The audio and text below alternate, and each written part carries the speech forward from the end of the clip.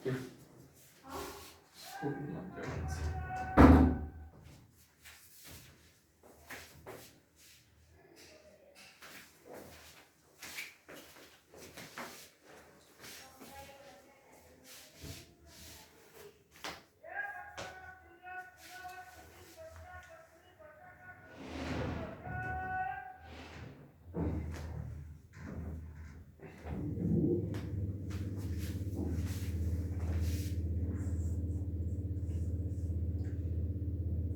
Exercise का question number 9.4. Okay, तो आज हम यहाँ पे जो न्यूमेरिकल है, क्योंकि हमने रिफ्रैक्शन ऑफ लेंस तक पढ़ लिया है, तो थियरी में हमारा अभी एक ही टॉपिक बाकी है, प्रिज्म. ओके, तो इससे पहले रिफ्रैक्शन ऑफ लेंस तक के जो न्यूमेरिकल हमको इस चैप्टर में करने हैं वो हम कर लेते हैं. तो हमने एक्सरसाइज में एक्सरसाइज 9.3 तक कर लिया था. अब एक्सरसाइज 9.4 हम देखते हैं. तो इसमें हमको क्या दिए, हमको यहाँ पे हम समझे तो यहाँ पे हो जाएगा ये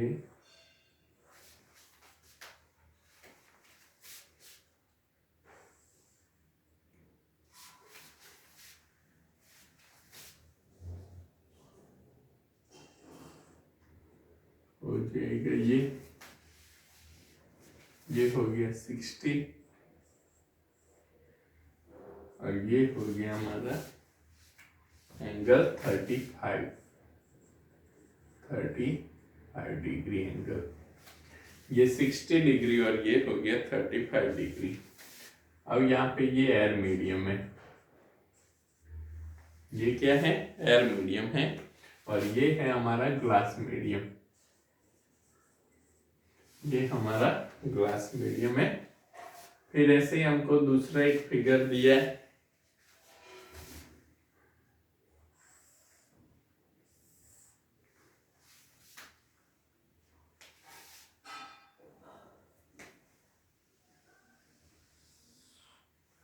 ये इधर फिर इधर,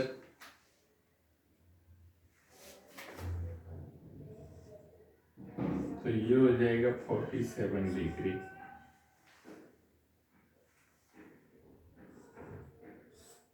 ये हो जाएगा 60 डिग्री.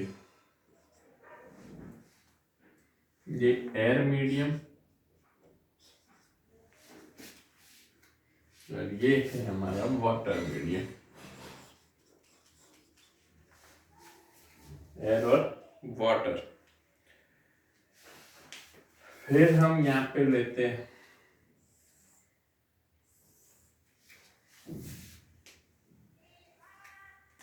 तो हमको यहाँ पे दिया है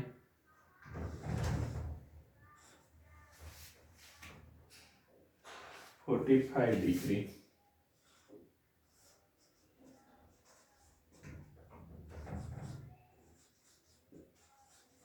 वाटर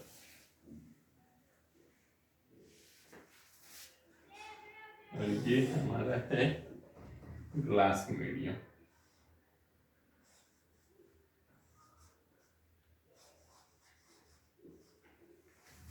ये हमारा ग्लास मीडियम.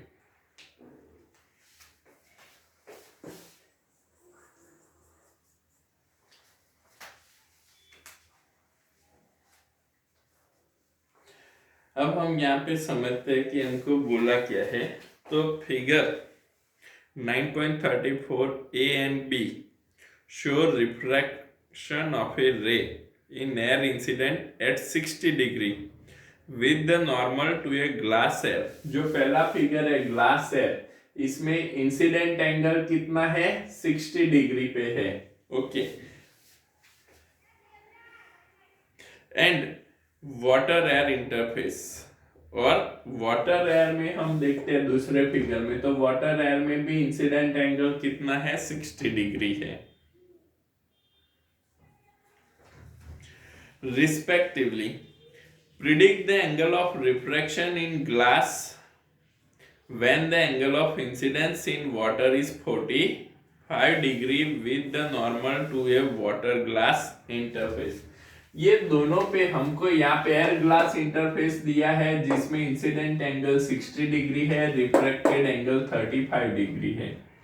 फिर हमको सेकेंड फिगर दिया है, सेकेंड फिगर में एयर वाटर इंटरफेस दिया है। एयर वाटर इंटरफेस में इसमें भी इंसिडेंट एंगल 60 डिग्री है और रिफ्रैक्टेड एंगल 47 डिग्री है। और थर्ड हमको ये जो ग्लास और वाटर है, ग्लास और वाटर का कॉम्बिनेशन दिया है जिसमें वाटर में इंसिडेंट एंगल कितना है 45 डिग्री है और ग्लास में हमको रिफ्रैक्टेड एंगल, मतलब इसमें ग्लास वाटर इंटरफेस में हमको रिफ्रैक्टेड एंगल निकालने के लिए बोला है। ये हमारा क्वेश्चन है। अब यहाँ पे रिफ्रैक्टेड एंगल निकालना है तो हम इजीली स्नेल्स लॉ लगा के रिफ्रैक्टेड एंगल निकाल सकते हैं। बट हमको यहाँ पे ग्लास और वाटर का हमको यहाँ पे रिफ्रैक्टिव इंडेक्स दिया नहीं है। तो पहले तो हमको क्या लेना पड़ेगा, तो ग्लास और वाटर का रिफ्रैक्टिव इंडेक्स हमको निकालना पड़ेगा। तो ग्लास वाटर का रिफ्रैक्टिव इंडेक्स हमको निकालना है। तो इसके लिए पहले हम पहली फिगर में एयर और ग्लास दिया है। एयर का रिफ्रैक्टिव इंडेक्स हमको पता है कि भाई air, refractive index of air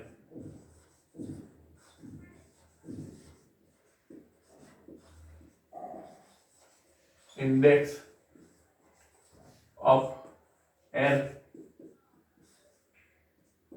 is n equals to 1।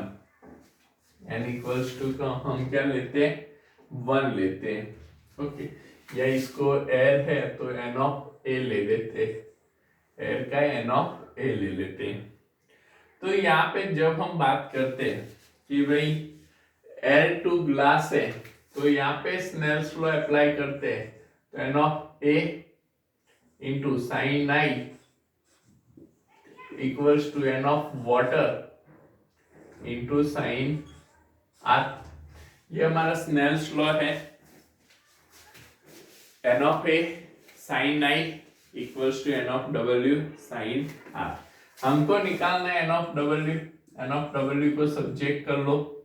n of a 1 है तो साइन i बाई ये डिनोमिनेटर में चला जाएगा, साइन r इस साइड आ जाएगा तो ये तो डिनोमिनेटर में चला जाएगा। तो n of w equals to n of a into sine i, sine incident. n of a तो 1 है, उसको 1 ले लो। साइन इंसिडेंट 60 डिग्री और साइन r 35 डिग्री। तो NW equals to sine 60, sine 60 क्या होता है, तो साइन 60 हमारा रहेगा बेटा √3/2 और √3/2 मतलब 0.866 और साइन 35 की वैल्यू जब हम निकालते हैं तो वो हमको मिलती है 0.573। तो ये दोनों पे से हमको NW 1.51 मतलब वाटर का रिफ्रैक्टिव इंडेक्स हमको मिल गया, जिसको हम 1 नंबर दे देते हैं। फिर हम यहाँ पे अगेन सेम सेकेंड फिगर के लिए एयर और ये ग्लास है, पहले में है तो ये ग्लास है, n ऑफ g,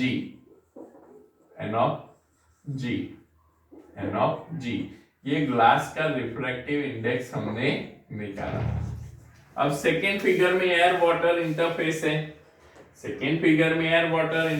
है, तो यहाँ पे अगेन स्नेल्स लॉ अप्लाई करते हैं। तो n of a sin I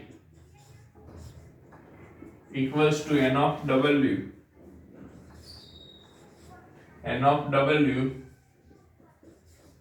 sin R. n of A sin I equals to n of W sin R. तो यहाँ पे जब हम समझे इधर n of A n of W, हमको निकालना क्या है n of W. n of W को अगर अगेन यहाँ पे सब्जेक्ट कर लो तो n of W को सब्जेक्ट करते हैं तो n of A into sine I divide by sine R. तो यहाँ पे n of W equals to n of A 1 है, साइन I तो sine 60 divide by sine 47 degree.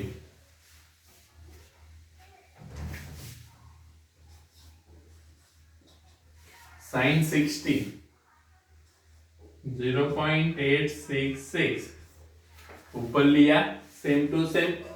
Sine 60 तो क्या होगा 0.866 और साइन 47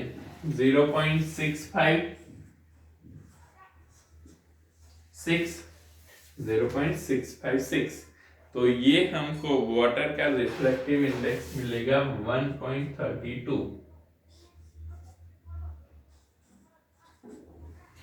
1.32 जिसको हम दे देते हैं इक्वेशन 2. तो हमको यहाँ पे ग्लास और वाटर का रिफ्रैक्टिव इंडेक्स मिल गया. हमको यहाँ पे क्या मिला, ग्लास और वाटर का रिफ्रैक्टिव इंडेक्स. अब यहाँ पे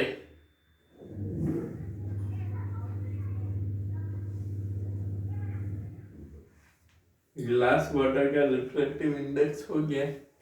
तो क्या करें, तो अभी थर्ड फिगर हमको निकालना है ग्लास वाटर में रिफ्रैक्टिव एंगल. जो रिफ्रैक्शन एंगल है R, यहाँ पे R हमको निकालना है. तो अगेन इंसिडेंट एंगल कहाँ पे है, वाटर में, और ग्लास में हमारा रिफ्रैक्टेड रे है. तो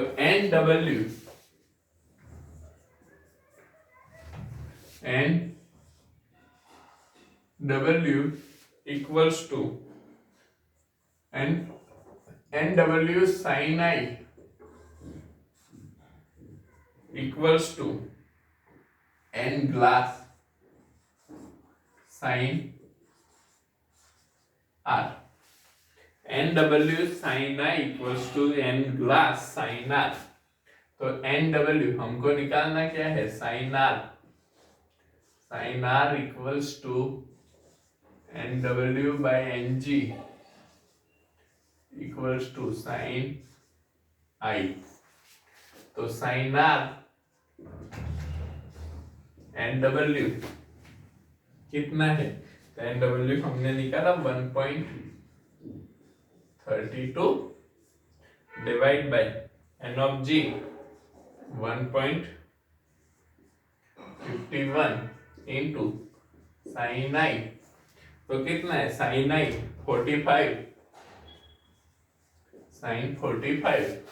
तो sin R equals to 1.32 divided by 1.51 sin 42 1 by root 2. इसको सॉल्व करते हैं तो sin R equals to हमको यहाँ पे मिल जाएगा 0.6181.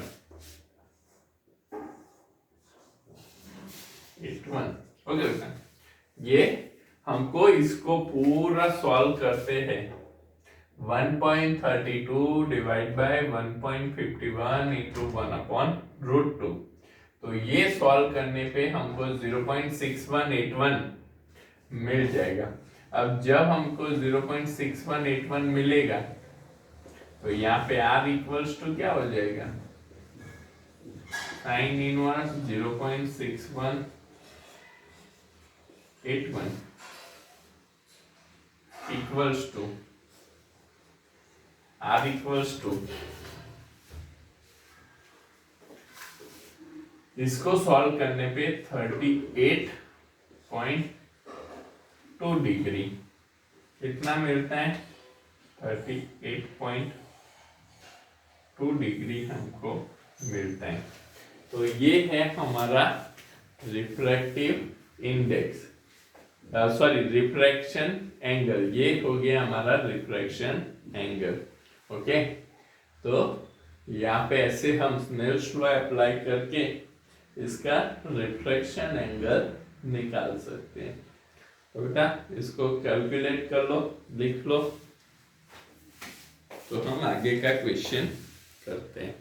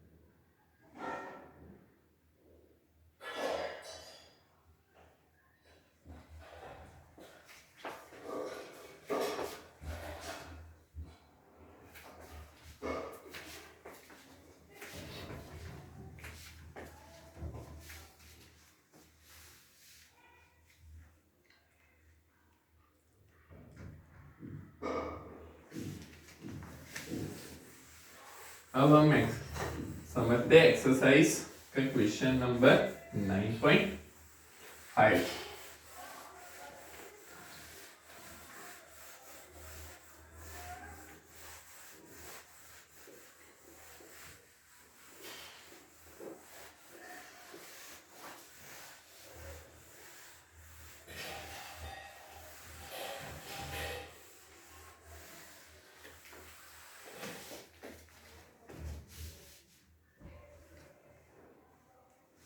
Exercise question number 9.5।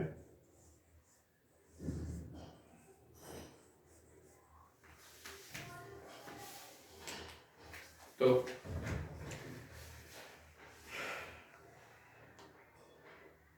यहाँ पे हमको क्या दिया है वो समझ लेते हैं। A small bulb is place at the bottom of A tank containing water to a depth of 80 centimeters. What is the area of the surface of water through which light from the bulb can emerge out? Refractive index of water is 1.33 and consider the bulb to be a point source. तो हमको यहाँ पे इसको पहले figure draw कर लेते हैं तो हमको समझ में आएगा। ये एक वाटर टैंक है, ओके, ये हमारा एक वाटर टैंक है जहां पे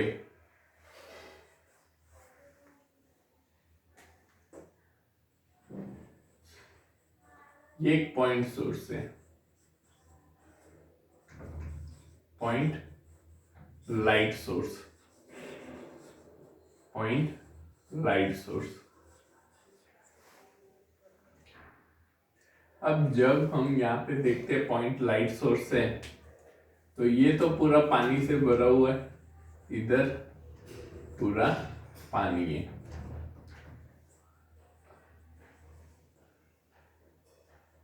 ओके, तो जब हम देखते हैं कि भाई ये जो लाइट है, लाइट तो आपने देखा है ऐसे ही चलती है कॉन में ऐसे, तो ये कितने एरिया में से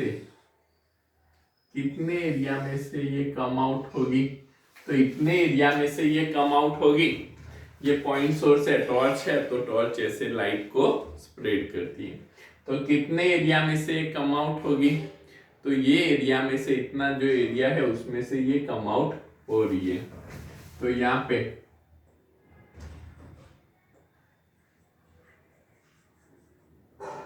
ये हाइट h हो गई, ये हमारा रेडियस r हो गया, रेडियस r।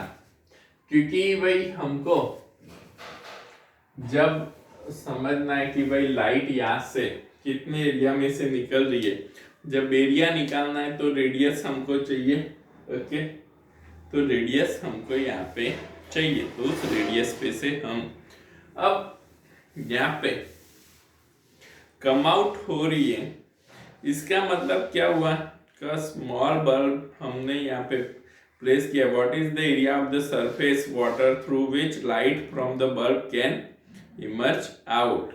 तो यहाँ पे वाटर का रिफ्रैक्टिव इंडेक्स हमको एन वाटर दिया है 1.33 दिया है। अब ये लाइट कब कम आउट हो सकती है? व्हेन द एंगल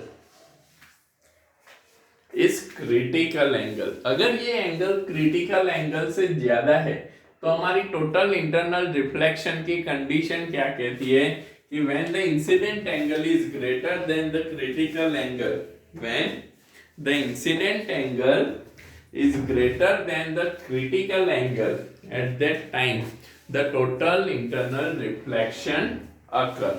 उस टाइम पे टोटल इंटरनल रिफ्लेक्शन होता है। अब जब यहाँ पे टोटल इंटरनल रिफ्लेक्शन हो रहा है तो इसका मतलब क्या हुआ कि भाई टोटल इंटरनल रिफ्लेक्शन हो रहा है, तो ये तो क्या हो जाएगा, टोटल इंटरनल रिफ्लेक्शन तो होगा तो लाइट तो कम आउट होगी नहीं, लाइट कम आउट नहीं होगी। अब जब यहां से लाइट कम आउट नहीं हो रही है, इसका मतलब क्या हुआ कि इसका मतलब हुआ कि यहाँ पे, इसका मतलब क्या हुआ कि भाई यहाँ पे टोटल इंटरनल रिफ्लेक्शन नहीं होगा, तभी तो लाइट कम आउट होगी। मतलब ये एंगल है, ये एंगल क्या होना चाहिए, क्रिटिकल एंगल होना चाहिए, तभी लाइट यहाँ से आउट होगी। ये हाइट h है, ये हमारी हाइट h है। ओके, और ये हमारी रेडियस r है, ये हमारी रेडियस r है। तो यहाँ पे हम देखते हैं कि ये IC एंगल है, तो IC एंगल पे से हम क्या लिख सकते हैं, तो tan IC इक्वल्स टू क्या होता है, tan IC इक्वल्स टू, तो यहाँ पे tan IC इक्वल्स टू तो r बाय h होगा, r by h base upon perpendicular. tan क्या होता है, बेस अपॉन, तो ये बेस r, परपेंडिकुलर h हो गया। अब हमको यहाँ पे r equals to h into tan IC हम ले सकते हैं, h equals to tan IC। अब एरिया हमको निकालना क्या है, इसका एरिया निकालना है, तो एरिया इक्वल्स टू तो क्या होगा, पाई आर स्क्वायर, क्योंकि ये क्या है, स्फीयर है, सॉरी ये तो क्या है, सर्कल है, क्रॉस सेक्शनल एरिया, सर्कल का क्रॉस सेक्शनल एरिया, या कॉन का जो ऊपर का भाग है उसका एरिया क्या होगा, पाई आर स्क्वायर होगा। तो अब यहाँ पे r तो हमको क्या मिला है, तो pi into H square into tan square IC equals to क्या हुआ, टेन स्क्वायर IC। अब हाइट h भी हमको दी हुई है, हाइट h, ये हाइट कितनी है, 80 सेंटीमीटर, कितनी दी हुई है, 80 सेंटीमीटर की हाइट दी हुई है।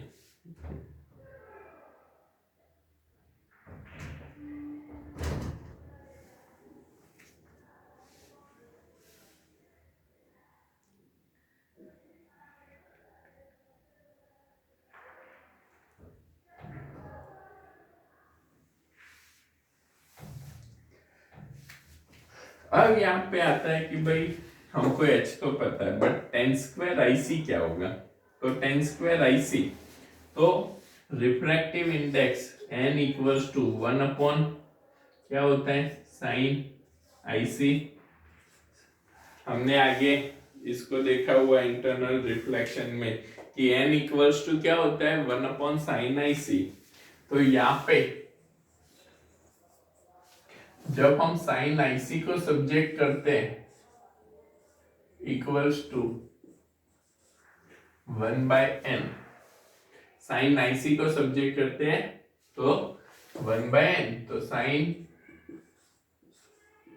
I of C equals to 1 upon n कितना है 1.33, कितना है 1.33, तो साइन IC की अगर हम बात करें 1.33 तो ये हो जाएगा हमारा 3/4, ये क्या हो जाएगा 3/4।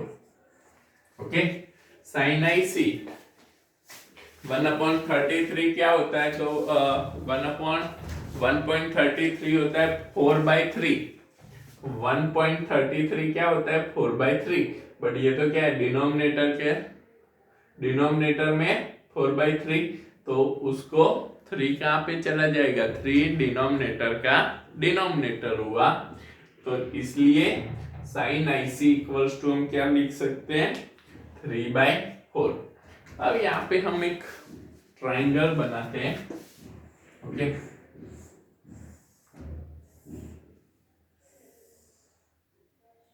ये हमारा IC एंगल है, ये हमारा IC एंगल है। ओके, अब जब ये हमारा IC एंगल है तो साइन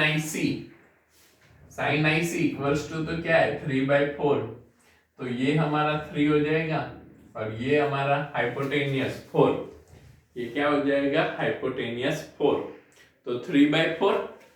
तो यहाँ पे ये साइड क्या हो जाएगी, तो ये साइड हमको निकालनी है, तो एज पर लॉ इसको A B और C लेते हैं, तो AC square equals to AB square plus BC square, हमको निकालना है क्या है BC स्क्वायर, AC है 4 है तो 4 16, AB स्क्वायर कितना है 3 है AB तो 9, इसको इस साइड ले लिया तो -9 इक्वल्स टू BC स्क्वायर, तो BC इक्वल्स टू 16 - 9 7, तो BC इक्वल्स टू √7, तो ये तो कितना हो गया √7 हो गया। तो हमको यहाँ पे AB साइड BC साइड और AC साइड पता है। अब हमको चाहिए क्या, तो tan IC चाहिए हमको इस इक्वेशन में, इसको 1 नंबर दे देते हैं जिसमें हमको tan IC चाहिए। तो tan IC क्या होता है, तो tan IC यहाँ पे हो जाएगा परपेंडिकुलर अपॉन बेस, तो tan IC equals to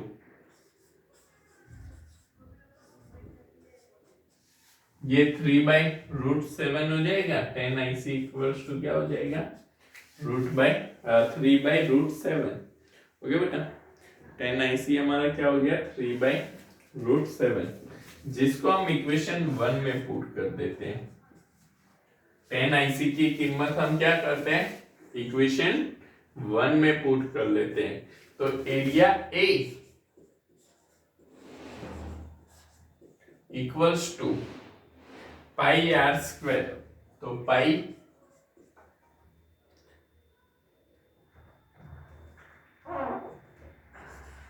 s square into tan square IC, तो पाई 3.14 h स्क्वायर, तो 0.8 का होल स्क्वायर, 0.8 का whole square and tan square IC, तो tan स्क्वायर IC क्या हो जाएगा 9/7, क्योंकि 3/√7 है तो 3/√7 का स्क्वायर कर लो, 3/√7 का स्क्वायर कर लो, इसको सॉल्व कर लेते हो तो आपको एरिया A मिल जाएगा। एरिया ए हमारा यहाँ पे हो जाएगा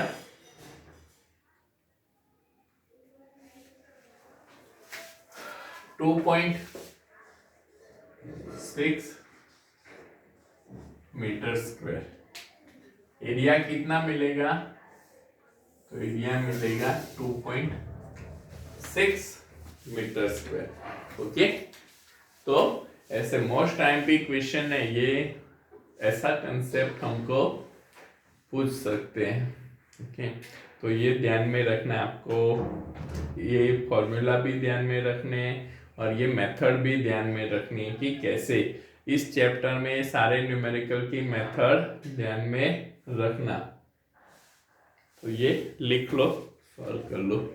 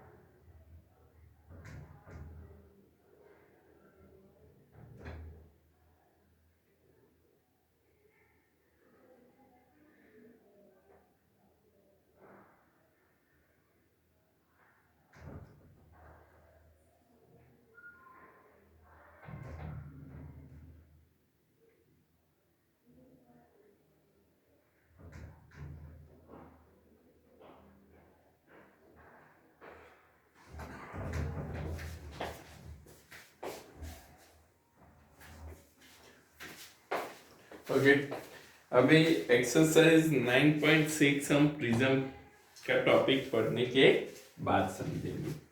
तो एक्सरसाइज का क्वेश्चन 9.7,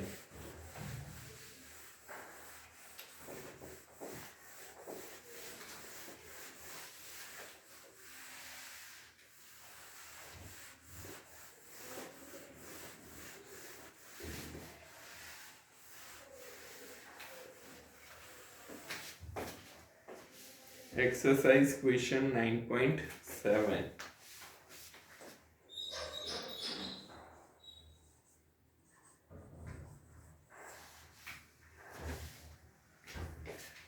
तो 9.7 ये हमारा वापस लाइन्स बेस इक्वेशन आ गया।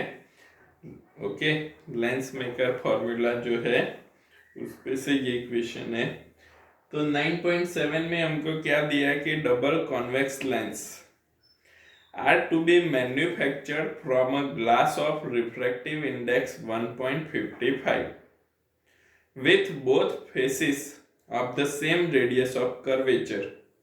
What is the radius of curvature required if the focal length is to be 20 centimetre?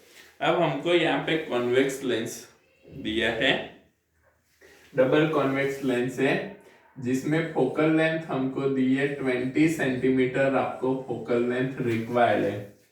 Okay, और रिफ्रैक्टिव इंडेक्स ऑफ ग्लास हमको दिया है 1.55, रिफ्रैक्टिव इंडेक्स ऑफ ग्लास 1.55। तो आपको रेडियस ऑफ कर्वेचर निकालनी है, radius of curvature.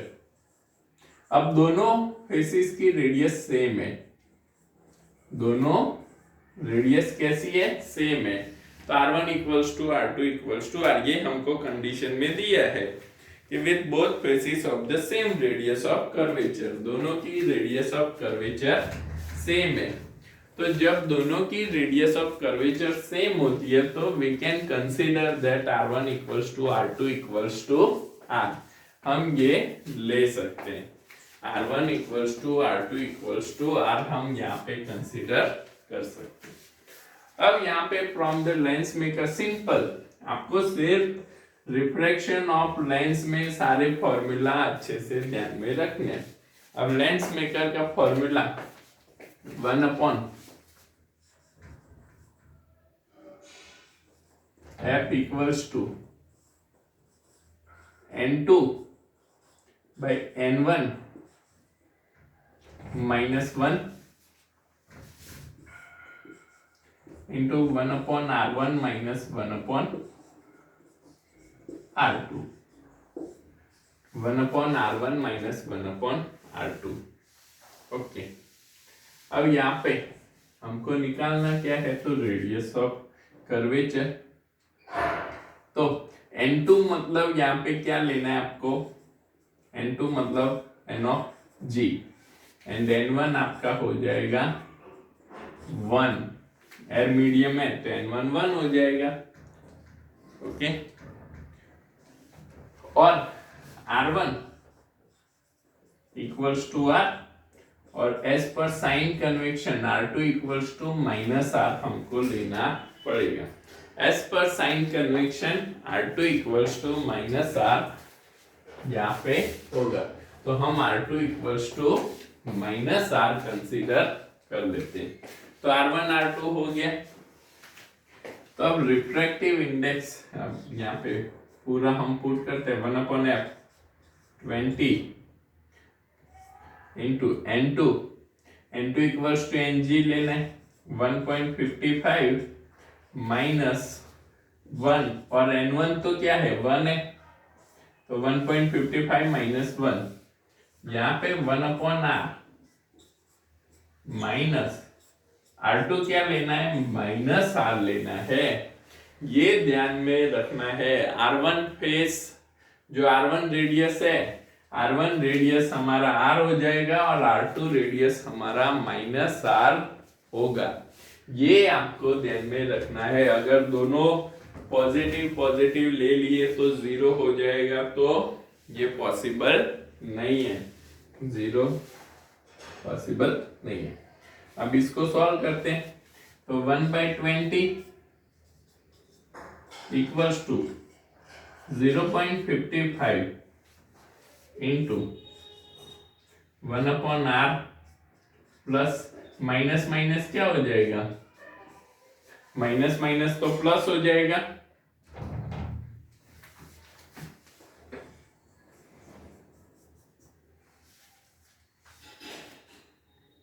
Minus minus तो क्या हो जाएगा, प्लस हो जाएगा। तो यहाँ पे 1/20 equals to 0.55 into R LCM ले लेते हैं, आर एलसीएम ले लेते हैं, 1/r प्लस 1/r दोनों क्या है आर आर। ओके, तो आर एलसीएम हो गया तो 1 प्लस 1 क्या हो गया 2 हो गया।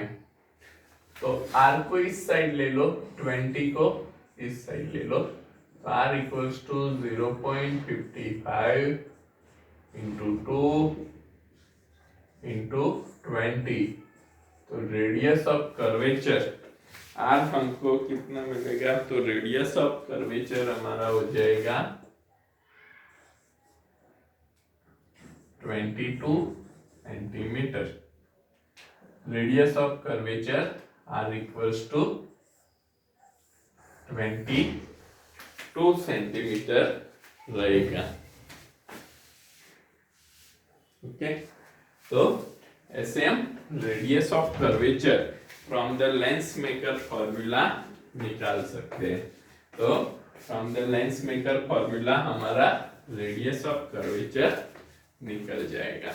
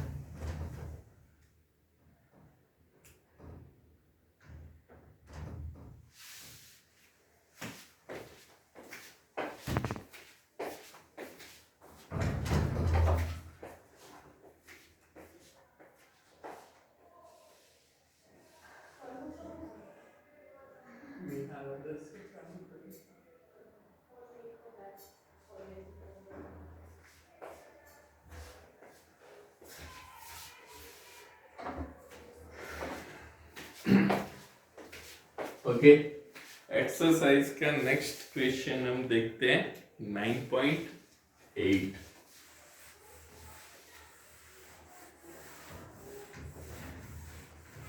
एक्सरसाइज का एग्जांपल 9.8।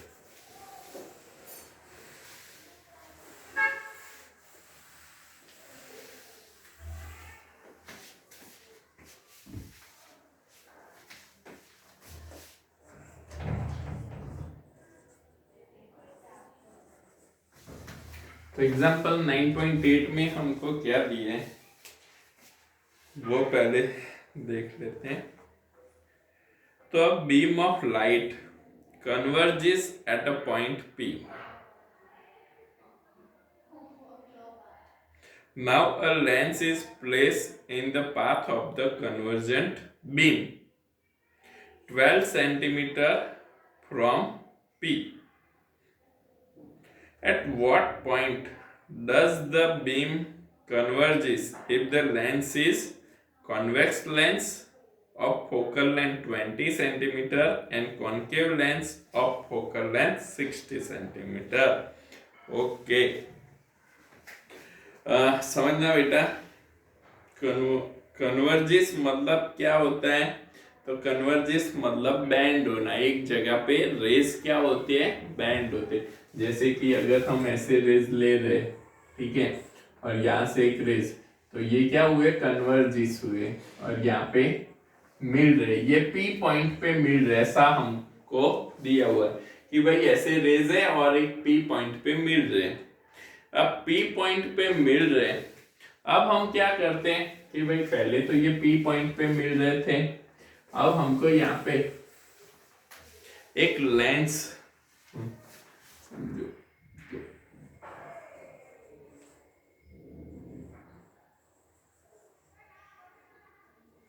अब यहाँ पे बीच में हम एक लेंस रख देते हैं।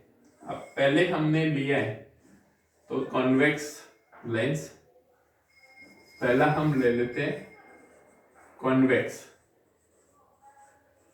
कॉन्वेक्स लेंस, कि भाई हमने कॉन्वेक्स लेंस यहाँ पे प्लेस किया है। ओके, कितने सेंटीमीटर, ये हमारा पी पॉइंट है, तो यहां से ये डिस्टेंस हो गया 12 सेंटीमीटर। कितने सेंटीमीटर पे प्लेस किया है? 12 सेंटीमीटर हमको दिया है कि भाई 12 सेंट। अब जब हम यहाँ पे ये लेंस को प्लेस करते हैं तो यहां से ये जो रेज है वो कुछ इस तरह से बेंड होंगे और यहाँ पे इमेज बनेगी। पी पे ना बनते हुए इमेज कहाँ पे बन रही है कि कोई दूसरे पॉइंट पे इमेज बन रही है, जिसको हम आई ले लेते हैं। ये हमारा समझना, पहले कहाँ पे मिल रहे थे? पी पे मिल रहे थे। फिर हमने क्या किया, तो पी पॉइंट से 12 सेंटीमीटर पे हमने एक कॉन्वेक्स लेंस प्लेस कर दिया। अब कॉन्वेक्स लेंस प्लेस किया तो रेस तो बेंड होंगे भाई, रेस क्या होंगे? कन्वर्जिस होंगे, कन्वर्ज होंगे। अब रेस यहाँ पे कन्वर्जिस हो रहे, बेंड हो रहे, तो हमको इमेज मिल रही है आई पे। हमको इमेज कहाँ पे मिल रही है? आई पे। जैसे कि हमको पता है भाई, हमको लेंस आते हैं, स्पेक्टिकल्स आते हैं, लेंस आते हैं, क्या होता है कि इधर हमारा जो फोकल प्लेन होता है वो फोकल प्लेन पे हमारी इमेज नहीं पड़ती है, तो जिसकी वजह से हमको लेंस लगाना पड़ता है। ओके, तो पहले तो क्या हुआ, तो हमने यहाँ पे कॉन्वेक्स लेंस लगाए, कॉन्वेक्स लेंस लगाए तो आई पे इमेज मिल रही, मतलब ये क्या हो गया? इमेज डिस्टेंस v हो गया। ये क्या हो गया? इमेज डिस्टेंस v हो गया। ओके, और यहाँ पे u जो है, तो u ये हमारा 12 सेंटीमीटर ऑब्जेक्ट डिस्टेंस हो गया। ये हमारा क्या हुआ?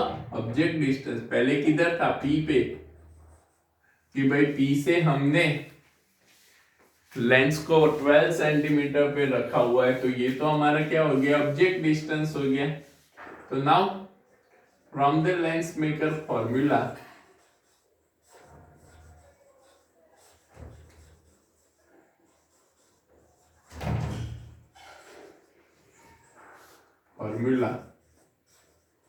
अब यहाँ पे कॉन्वेक्स लेंस के लिए हमको क्या बोला है कि भाई यहाँ पे एक तो इमेज डिस्टेंस v आपको निकालना है, और इसका फोकल लेंथ आपको दिया है, इसका फोकल लेंथ दिया है 20 सेंटीमीटर।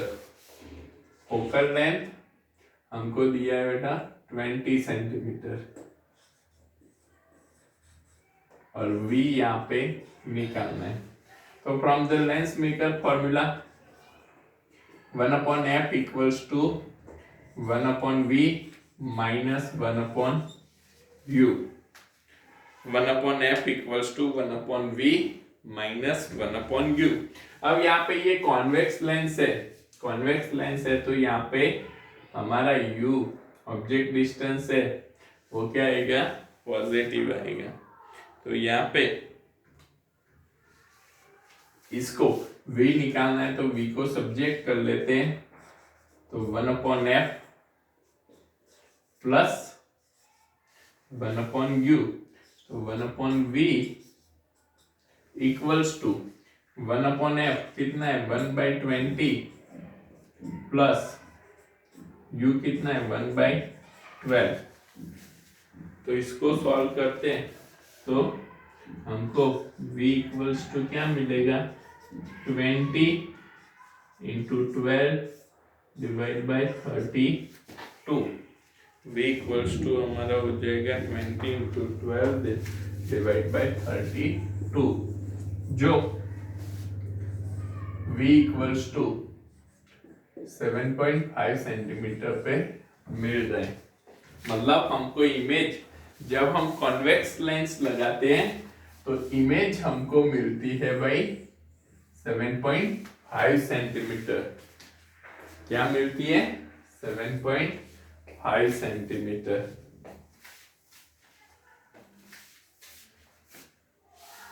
तो हम बोलते हैं कि भाई दूर का नंबर है या नजदीक का नंबर है। तो जिनको दूर का नंबर होता है उनको हम एडजस्ट करते हैं कॉन्वेक्स लेंस के, और जिसको नजदीक का नंबर होता है उसको हम एडजस्ट करते हैं कॉनकेव, जो हमको सेकंड दिया है। तो हम सेकंड लेते हैं तो कॉनकेव बी पार्ट, बी हमको कौन सा लेंस लिए?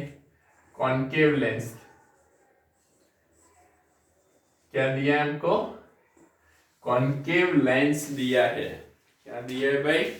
Concave lens. तो जिसको दूर का नंबर है